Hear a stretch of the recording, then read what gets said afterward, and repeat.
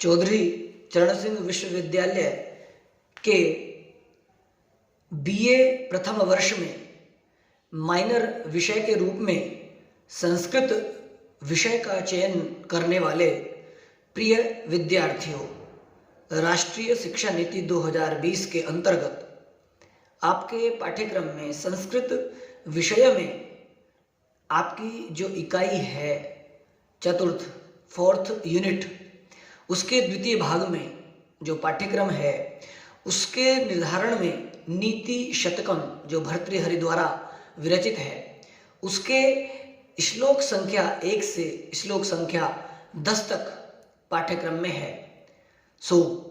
चलिए हम लोग उस नीति शतकम का प्रथम श्लोक से लेकर 10वें श्लोक तक का पाठ प्रारंभ करते हैं। लेकिन उससे पहले आप सभी से ये मेरा आग्रह है कि आप इस मेरे चैनल को सब्सक्राइब करें, लाइक करें और शेयर अवश्य करें।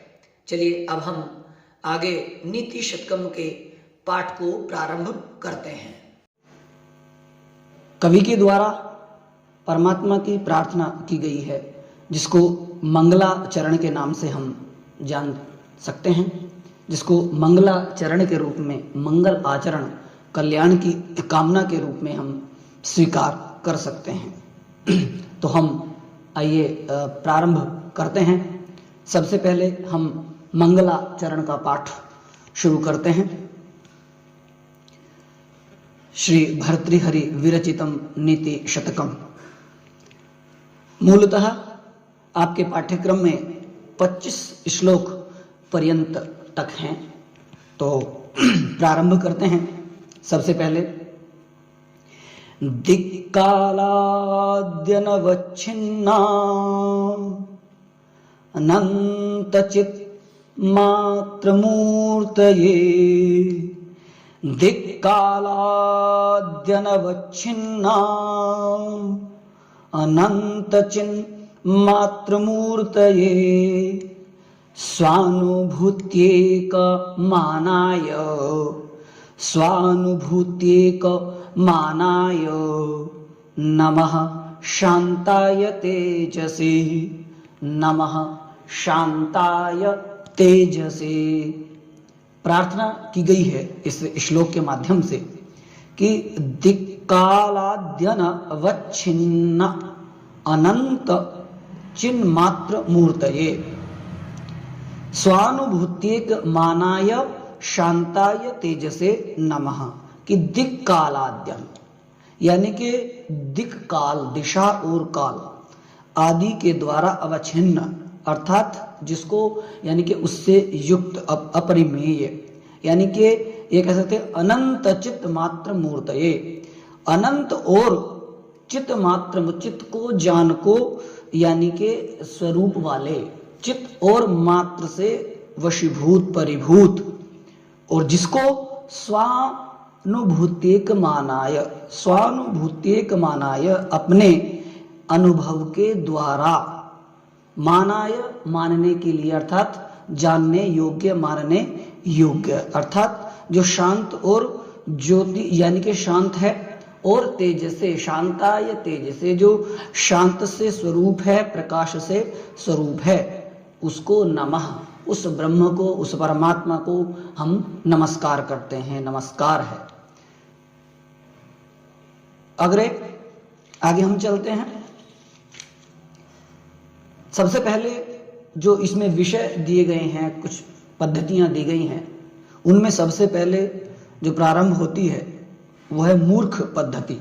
मूर्ख की संज्ञा, मूर्ख को, मूर्ख के रूप को समझाया गया है। चलिए देखते हैं।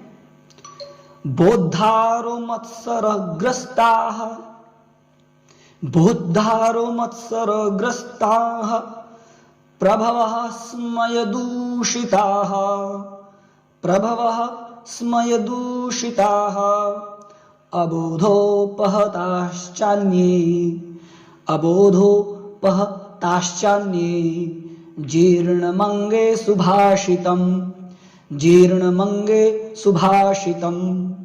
क्या कहा है कि बोद्धारः मत्सरग्रस्ताः प्रभवः स्मयदूषिता, कि अर्थात जो पंडित गण हैं, जो विद्वान हैं, मत्सरग्रस्ताः, वो क्या हैं? द्वेष से ग्रस्त हैं। और जो प्रभव यानी कि जो अन्य हैं, अर्थात एक तरह से राजा आदि हैं, वो क्या हैं? वो गर्व से युक्त हैं। प्रभवः स्मय दूषिताः, वो गर्व से ग्रस्त हैं, अर्थात गर्व से अभिभूत हैं। और बाकी और अन्य च अबोधपहताः, जो और अन्य लोग हैं उनके अलावा, वो अज्ञान के द्वारा सताए गए हैं, वो अबोध हैं, यानी कि उनके अंदर ज्ञान की कमी है, वो अज्ञान के सताए हुए हैं। फिर उसके बाद अतः कहते हैं कि अब सुभाषितम अंगे जीर्णम, और जो अच्छे वचन हैं उनको लेकर के मैं जो है अंगे जीर्णम, मैं जो है वो उनको लेकर के बूढ़ा हो गया, अर्थात यानी कि उनका किसको कहा जाए, किसका उन पर प्रभाव पड़े, है ना, किसको समझाया जाए। लेकिन फिर भी मैं कहता हूं, मैं सुभाषित कहता हूं, मैं फिर भी अच्छी बातें बताता हूं। ये यहाँ पर कवि का आशय है, ये यहाँ पर भर्तृहरि का आशय है कि जो अपने अनुभव हैं मैं उनको फिर भी बांटना चाहता हूं, मैं उनको बताना चाहता हूं, क्योंकि वो मेरे अंदर समाहित हैं। कहते हैं अगले श्लोक में, तृतीय श्लोक में आगे पढ़ते हैं कि अज्ञः सुखमाराध्यः, अज्ञः सुखमाराध्यः सुखतरमाराध्यते विशेषज्ञः, सुखतरम आराध्यते विशेषज्ञः, ज्ञान लवद दुर्विदग्धम ब्रह्मापि नरम न रंजयति, ब्रह्मापि नरम न रंजयति। कहते हैं कि अज्ञः सुखम आराध्य, अज्ञ कहते हैं मूर्ख को, जो मूर्ख है, अज्ञानी है, उसको सुखम आराध्य, उसको क्या किया जाता है? आसानी से मनाया जा सकता है, उसको आसानी से प्रसन्न किया जा सकता है, जो मूर्ख है। और विशेषज्ञ, जो कुछ जानता है, जो पंडित है, जो एक प्रकार से थोड़ा बहुत जानता है, विशेष ज्ञान को रखने वाला है, उसको सुखतरम और आसानी से, सुखतरम और आसानी से, तीन कैटेगरी होती है ना, अच्छा, बहुत अच्छा और सबसे अच्छा। तो यानी कि सुखतरम आराध्यते, उसको और आसानी से खुश किया जा सकता है, मनाया जा सकता है, उसको आसानी से एक प्रकार से मनाया जा सकता है। किंतु फिर कहते हैं कि ब्रह्मा अपि जान लवदुर विदग्धम, यानी कि जो जानी है वो जानता है, लेकिन उस जान के कारण, यानी कि वो जानता है लेकिन वो उस जान के अभिमान के कारण, गर्व के कारण, अभिमान के कारण, लेकिन जानना नहीं चाहता। उसको ऐसे तम नरम, उस मनुष्य को विदग्धम नरम न रंजयति ब्रह्मा अपि, उसको तो भगवान भी नहीं मना सकते। अर्थात जो जानकर भी अनजान बने रहता है, जो जानकर भी नहीं जानना चाहता, उस व्यक्ति को ब्रह्मा भी भगवान भी नहीं प्रसन्न कर सकते। ठीक है, आगे बढ़ते हैं, चतुर्थ श्लोक देखते हैं। प्रसय्य मणिमुद्धरेन्मत्त,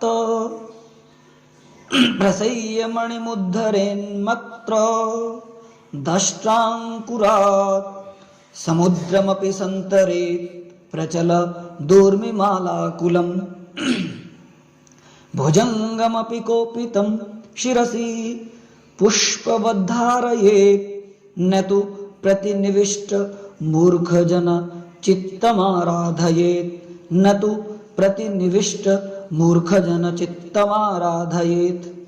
कहते हैं कि जो व्यक्ति है, पुरुष है, वो मकर वक्त दृष्टांकुरात, जो मगरमच्छ होता है ना, मगरमच्छ, दृष्टांकुरात, उसकी मुंह से, उसके मुख से प्रसय्य मणिम, प्रसह्य मणिम उद्धरेत, मणि को निकाल सकता है, निकाल ले। चाहे, यहां पर कहने का मतलब यह है कि मनुष्य चाहे मगरमच्छ के मुंह से, यानी कि उसकी दाढ़ से जो उसने मुंह के अंदर डाल लिया है मणि, उसको ताकत के द्वारा निकाल सकता है।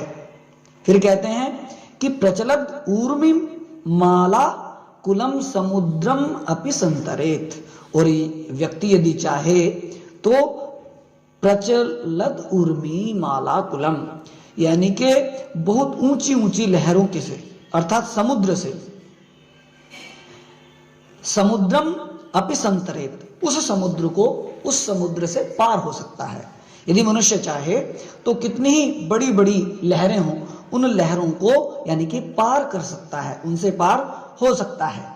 और फिर कहते हैं कि कोपितम अपि भुजंगम शिरसि पुष्पवत धारयेत, और मनुष्य ऐसा भी कर सकता है कि क्रुद्ध हुए, कोपितम अपि, क्रुद्ध हुए भी, भुजंगम शिरसि, जो सर्प होता है, जो सांप होता है, उसको शिरसि, सिर पर, पुष्पवत, फूल के समान, माला के समान, धारयेत, धारण कर सकता है।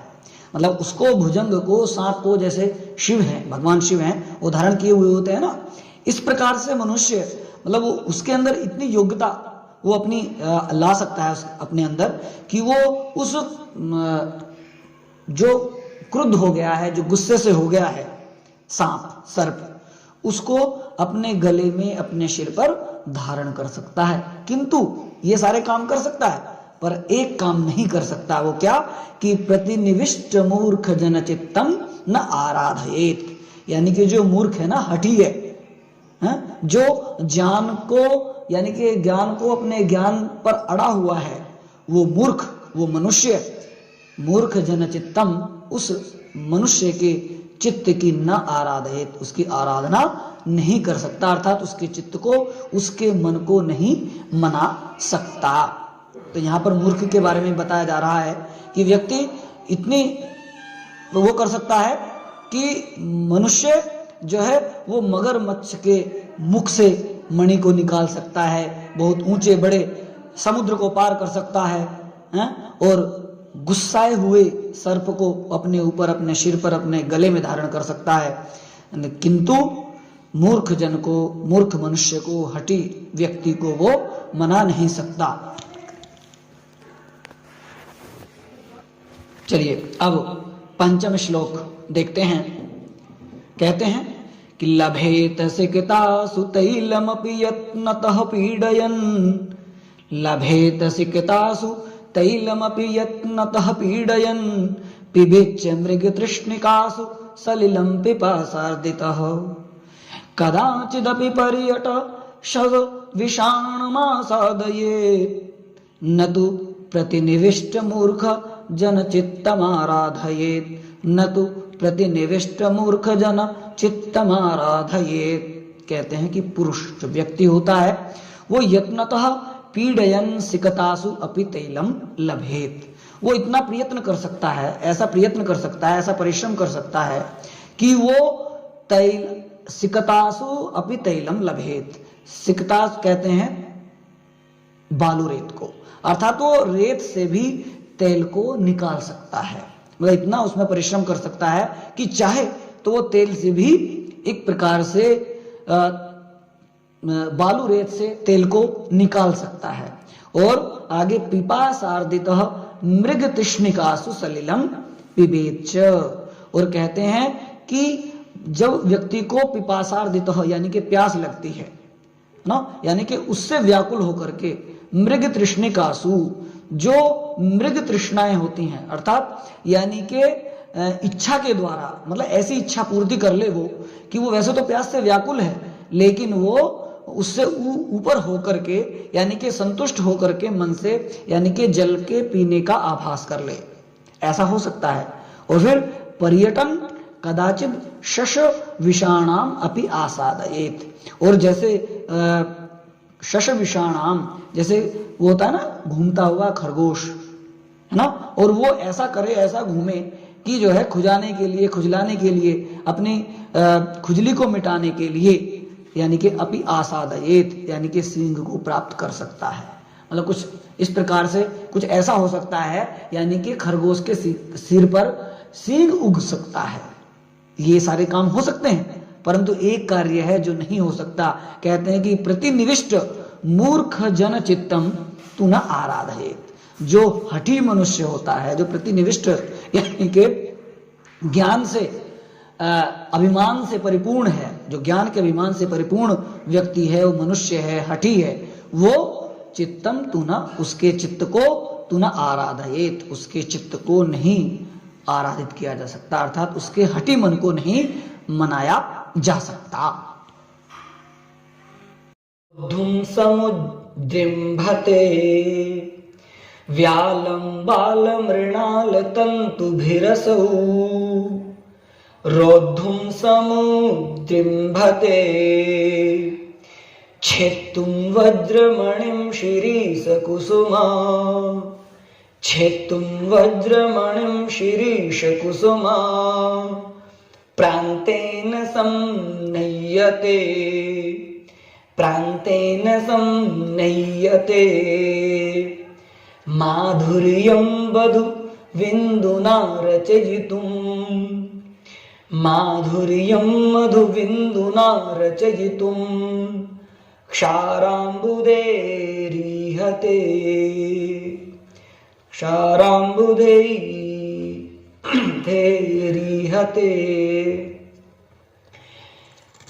नेतुं वाञ्छति यः खलां पथि सताम् नेतुं वाञ्छति यः खलां पथि सताम् सूक्तैः सुधास्यन्दिभिः सूक्तैः सुधास्यन्दिभिः। अब हम इस श्लोक के अर्थ को देखते हैं। कवि कहते हैं कि असौ बाल मृणाल तंतुभिः व्यालुं रोद्धुं समुद्रिम्भते। बाल मृणाल तंतुभिः, बाल मृणाल कहते हैं जो बाल यानी के मुलायम, नए, कोपल, यानी के मृणाल तंतुभिः, कमल के जो नाल होते हैं, कमल के जो नाल होते हैं, अर्थात उसका जो धागा होता है, उसको जब तोड़ते हैं तो धागा सा खिंचता है, तो उसका जो धागा होता है, उस धागे से व्यालं रोद्धुं समुद्रिम्भते, यानी कि उस धागों से जो एक तरह से बिगड़ा हुआ हाथी है, उसको क्या कर सकते हैं, बांध सकते हैं, उसको बांधा जा सकता है, अर्थात बांधने के लिए तैयार किया जा सकता है, ऐसा हो सकता है। आगे कहते हैं कि शिरीष कुसुम प्रांतेन वज्रमणीन छेत्तुं सन्नह्यते। और शिरीष कुसुम प्रांतेन, शिरीष के फूल से, यानी कि शिरीष के फूल के, प्रांतेन किनारे से, और वज्रमणिं छेत्तुं सन्नह्यते, कि जो वज्रमणि होती है, अर्थात एक पत्थर का टुकड़ा जो होता है वज्रमणि, उसको क्या किया जा सकता है, छेत्तुं सन्नह्यते, उसको बेंधा जा सकता है, उसको एक तरह से बींधना किया जा सकता है। और कहते हैं कि मधु बिंदुना क्षाराम्बुधे माधुर्यम रचयितुं ईहते।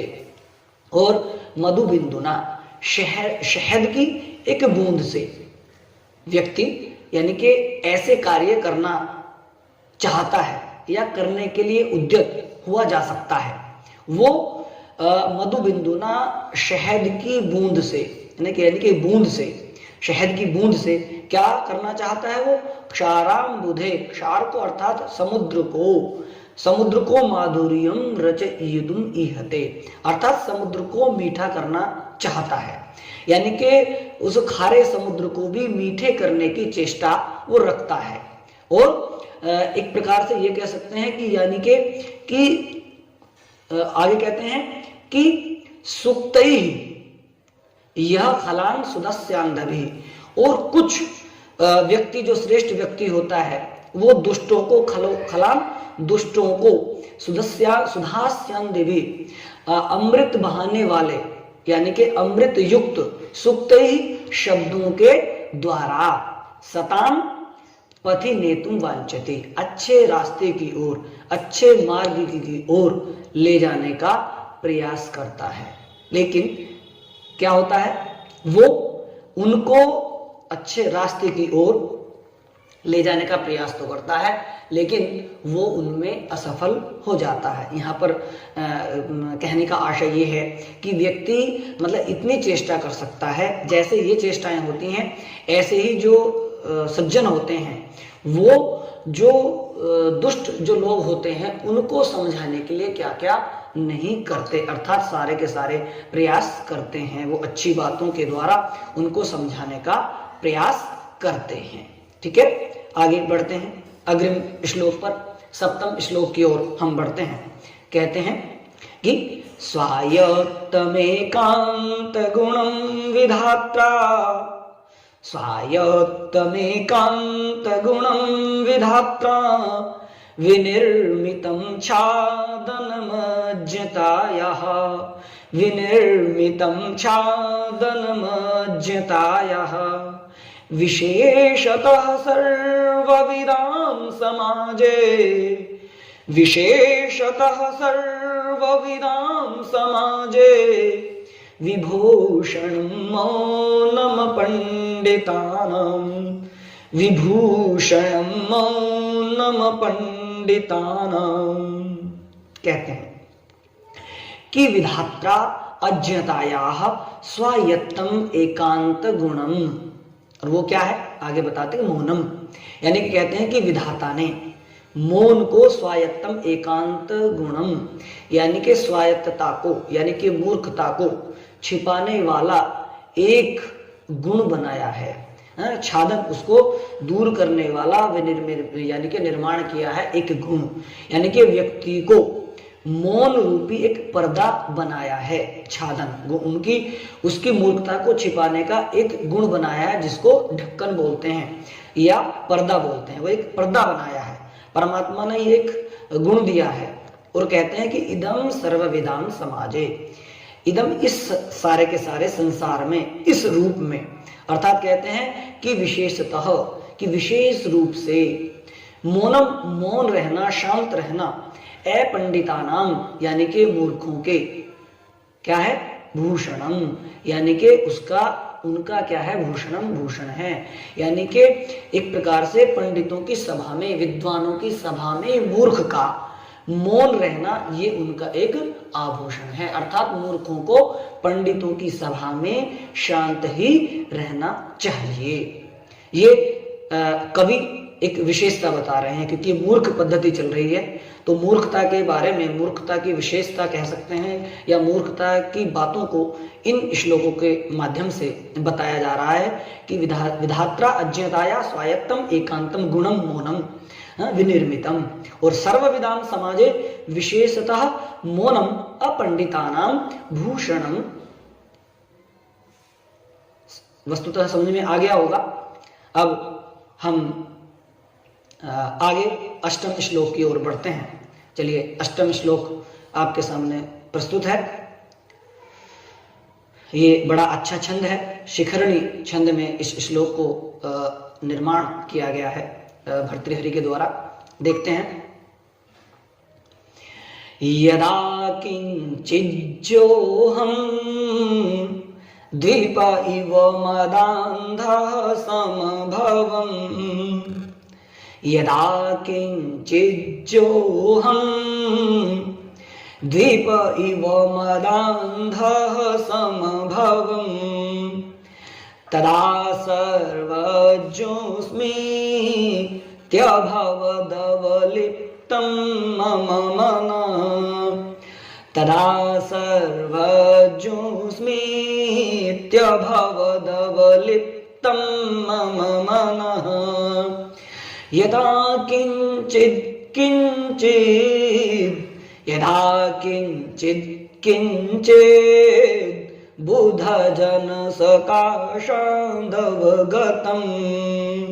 बुध जन सकाशादवगतम्, तदा मूर्खोऽस्मीति, तदा मूर्खोऽस्मीति ज्वर इव मदो मे व्यपगतः, ज्वर इव मदो मे व्यपगतः। एक बार और देख लेते हैं। यदा किंचिज्जोऽहं द्वीप इव मदान्धः समभवम् तदा सर्वज्ञोऽस्मीत्यवभवदवलिप्तं मम मनः। यदा किंचित् बुधजनसकाशादवगतं तदा मूर्खोऽस्मीति ज्वर इव मदो मे व्यपगतः, ज्वर इव मदो मे व्यपगतः। कहते हैं कि यदा अहम किंचित जहां, कि जब मैं थोड़ा सा जानता था, जब मैं थोड़ा सा जानता था, इव मदांध सब समभवम्। कहते हैं कि तदा द्वीप इव, कि जैसे हाथी होता है ना, और वो कैसा, इव मदांध, मदांध के समान, मदांध से युक्त। अर्थात जब हाथी मद से युक्त होता है, एक स्थिति होती है हाथी की, जब वो मद से युक्त होता है, उसकी पहचान होती है कि उसकी जो कान होते हैं, कान से एक मल सा निकलता है, तो उसकी पहचान होती है, उस समय वो मद से युक्त होता है। तो जब हाथी यानी कि ऐसे देखो कि जैसे हाथी मद से युक्त हो, तदा फिर उसके बाद यानी कि कहते हैं कि तदा सर्वज्ञ अस्मि इति मम मनः। तो मैंने सोचा कि भाई मैं तो मूर्ख हूं, मैं इतना कुछ ज्यादा नहीं जानता था। मैंने ये समझा कि मैं तो बहुत कुछ जानता हूं, और इति मम मनः अवलिप्तम, ऐसा मेरा मन हो गया, ऐसा मेरा मन के अंदर अभिमान आ गया, जो था वो समाप्त हो गया। लेकिन कब वो कब हुआ कि यदा बुध जन सकाशात, जब मैं विद्वानों के पास गया, जब मैं विद्वानों से कुछ जानना, किंचित किंचित अवगतम, यानी कुछ जानने लगा। इस प्रकार तब मैंने जाना कि तदा मूर्ख अस्मि, मैं तो मूर्ख हूं, मुझे तो कुछ नहीं आता। और वो ऐसा हुआ कि ऐसे कि इति ज्वरः इव मे मदा व्यपगतः, जैसे हाथी का मद होता है, ऐसे वो मद ज्वरः इव, बुखार की तरह से, ज्वर के समान वो सारा का सारा चला गया, वो सारा का सारा मेरा मद यानी कि वो ज्वर उतर गया। जब मैंने सोचा कि तू तो मूर्ख है, तुझको कुछ नहीं आता, मैं तो बेकार अभिमान में भर गया था। लेकिन जब मैं विद्वानों के समक्ष गया, विद्वानों के संसर्ग में पहुंचा, तो वो सारा का सारा मेरा अभिमान, वो सारा का सारा मेरा मद वो उतर गया, वो सारा का सारा मुझसे दूर हो गया। अब ये अष्टम मंत्र समाप्त होता है। आगे हम नवम मंत्र को देखते हैं। क्या कहते हैं कि कृमिकुलचित्तम, कृमिकुलचित्तम नाना क्लिन्नं विगन्धि जुगुप्सितं, ना लाला क्लिन्नं विगन्धि जुगुप्सितं निरूपमरसं प्रीत्या खादन्नरास्थि निरामिषं सुरपतिमपि श्वापार्श्वस्थं विलोक्य नाशंकते नहि गणयति क्षुद्रो जंतु परिग्रह फलगुताम, जंतु परिग्रह फलगुताम। अब देखिए क्या स्थिति होती है, मूर्खता की क्या क्या क्या पराकाष्ठा होती है कि श्वा कृमिकुलचितम, कि जो कुत्ता होता है वो कृमिकुलचितम यानी के कीड़ों के सना हुआ, कीड़ों से सनी हुई, और लाला क्लिन्नम, और लार से भीगी हुई, यानी कि कीड़ों से सनी हुई, लार से भीगी हुई, बार बार उसकी लार निकलती है ना। तो कहते हैं कि विगंधी जुगुप्सितम, और अत्यंत बिल्कुल दुर्गंध से युक्त, है ना, और बिल्कुल जो घृणित, जिसको देखा भी नहीं जा सकता, और वो निरूपम रसम, अर्थात जिसमें कोई रस भी नहीं होता, जिसमें कोई ना रस होता है ना, रस भी होता है तो बदबूदार होता है, दुर्गंधी वाला होता है, और वो कैसी है, निरामिषम, उसमें मांस भी नहीं होता, वो उसमें किसी प्रकार का मांस भी नहीं होता, लेकिन फिर भी नरास्थि प्रीत्या खादन, किंतु फिर भी क्या करता है, उस व्यक्ति की हड्डी को, उसकी अस्थि को कितने प्यार से, प्रसन्नता से खाता रहता है। और खाता हुआ क्या होता है, फिर उसकी स्थिति देखो, जब वो खाता हुआ तो पार्श्वस्थम सुरपतिम, अगर उसके पास में कोई सुरपतिम अर्थात देवता यानी कि इंद्र भी हो तो उसको भी विलोक्य न शंकते, देखकर शंकित नहीं होता, उसको भी देखता नहीं है, उसको भी वो इग्नोर कर देता है, उसको भी दूर कर देता है कि चलो, लेकिन उसमें वो बार बार मुंह मारता रहता है, उसको चावता रहता है। किसी ने सच ही कहा है, वास्तव में ही, क्योंकि सच है, क्षुद्रो जंतु, यानी कि जो एक प्रकार से क्षुद्रो जंतु नीच प्राणी होते हैं, एक प्रकार से जो अत्यंत हीन स्तर के जो प्राणी होते हैं, वो परिग्रह फलगुताम नहीं गणयति, वो किसी चीज की, वस्तु की निस्सारता पर, उसकी कमी पर, उसमें जो कुछ भी नहीं है उसको, उस पर क्या नहीं गणयति, उसको गणना नहीं करते हैं, अर्थात उसको उस पर ध्यान नहीं देते हैं। यानी कि जो जिस स्तर का प्राणी होता है वो अपने स्तर में जीवित रहता है, वो वहीं पर प्रसन्न रहता है, उसको चाहे कुछ भी मिल जाए, उसमें कुछ मिले ना मिले, लेकिन वो उसकी तरफ भागता दौड़ता रहता है। तो मैं समझता हूँ स्पष्ट हो गया होगा। आगे बढ़ते हैं, आगे फिर कहते हैं, इसी की बारे में बता रहे हैं, अभी मूर्ख पद्धति ही चल रही है कि कैसे कैसे व्यक्ति अपना स्तर को घटाता है, निम्न स्तर की ओर जाता है, निचता की ओर जाता है। लेकिन उदाहरण थोड़े से दूसरे प्रकार के हो सकते हैं, लेकिन समझने के लिए, क्योंकि नीति की बातें हैं, नीति की बातें इस प्रकार ही स्पष्ट होती हैं, उनको विभिन्न प्रकार के उदाहरणों से समझा जा सकता है। कहते हैं कि शिरः सार्वं स्वर्गात्, शिरः सार्वं स्वर्गात्, पशुपति शिरस्तः क्षितिधरम्, महेद्रादुत्तुङ्गा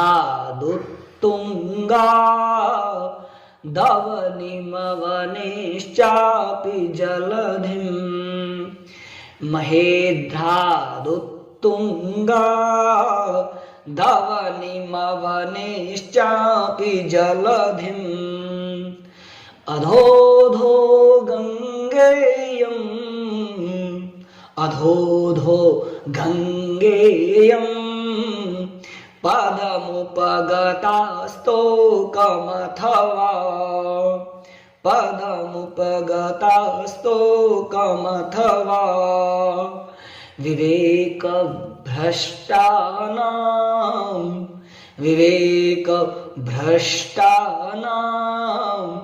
भवति विनिपातः शतमुख, भवति विनिपातः शतमुख।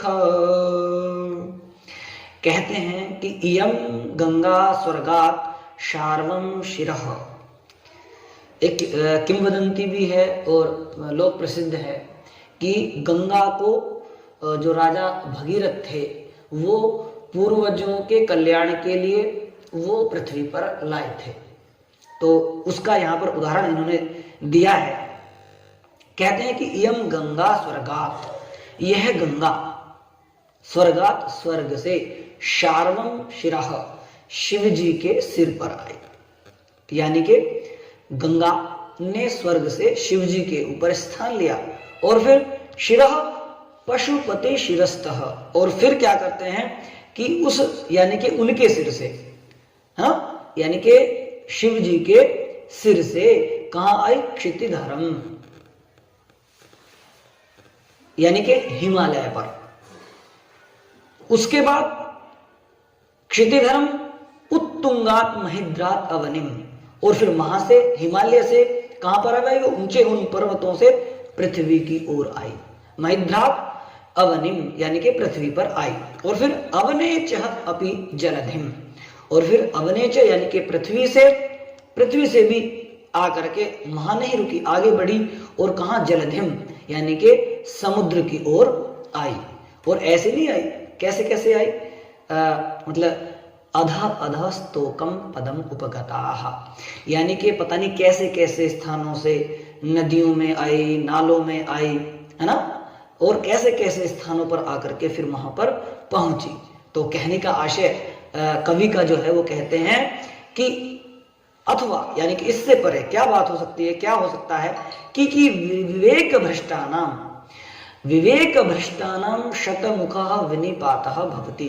कहते हैं कि जब व्यक्ति नीचे आता है, पतन की ओर आता है, यानी कि विकारों की तरफ बढ़ता है, तो यह कैसे कैसे विवेक को अपने विवेक से भ्रष्ट हो जाता है, और न जाने कैसे कैसे किन प्रकारों से उसका पतन हो जाता है, न जाने किस सैकड़ों रास्तों की तरफ वो गिरता चला जाता है, अर्थात उसका पतन होता जाता है। यानी कि यहाँ पर पतन के बारे में बताया है कि जब व्यक्ति का पतन होता है तो वो कैसे कैसे मार्गों की तरफ बढ़ता है, और उन्हीं मार्गों पर चलते हुए, उन्हीं निम्न स्तर के मार्गों पर चलते हुए उसका पतन होता चला जाता है। अब यहीं पर हम समाप्त करते हैं इसको, 10 श्लोक तक ही हम इनको कर रहे हैं यहाँ का पाठ। आगे का पाठ अगली वीडियो में आपको सुनने को मिलेगा।